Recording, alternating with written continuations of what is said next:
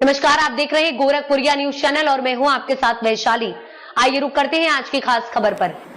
कुशीनगर में बैंकॉक भारत और थाईलैंड के बीच सांस्कृतिक और धार्मिक संबंधों को और प्रगाढ़ करने के उद्देश्य से एक नई पहल की शुरुआत हो सकती है। कुशीनगर बौद्ध विहार के पूर्व चीफ इन मानक प्रधान भिक्षु डॉक्टर पी खोंगसान ने प्रधानमंत्री नरेंद्र मोदी के समक्ष अयोध्या में एक थाई रामायण मंदिर के निर्माण का प्रस्ताव रखा। थाई रामायण रामकीयन को मिलेगा भारत में स्थान। थाईलैंड में प्रचलित रामकीयन रामायण की गूंज भारत में भी सुनाई दे सकती है।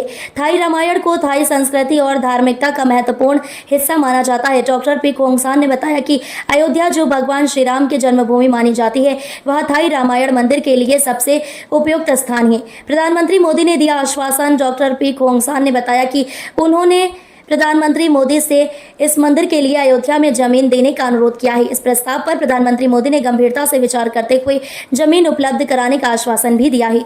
उन्होंने यह भी कहा कि वह इस प्रयास में हर संभव मदद करेंगे।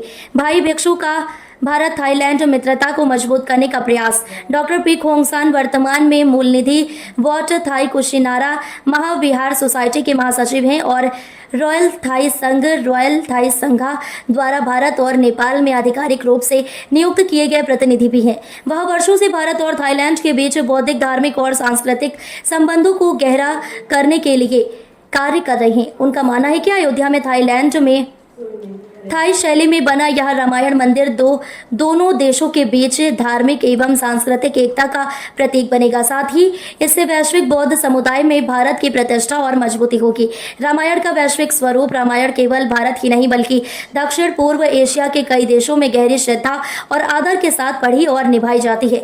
थाईलैंड में रामायण को रामकेन के नाम से जाना जाता है, जिसमें श्री राम को फ्रा राम और हनुमान को हनुमान ही कहा जाता है। वहाँ के मंदिरों, महलों और कला में रामायण की गाथाएं चित्रित होती हैं। अयोध्या में थाई रामायण मंदिर का निर्माण इस बात का सजीव प्रमाण होगा कि भारतीय संस्कृति की जड़ें कितनी गहराई तक अन्य देशों में फैली हुई हैं। सांस्कृतिक पर्यटन को मिलेगा बढ़ावा। यदि यह मंदिर अयोध्या में बनता है तो न सिर्फ धार्मिक दृष्टिकोण से बल्कि पर्यटन के क्षेत्र में भी यह एक बड़ा कदम होगा। थाईलैंड से बड़ी संख्या में श्रद्धालु और पर्यटक भारत आते हैं।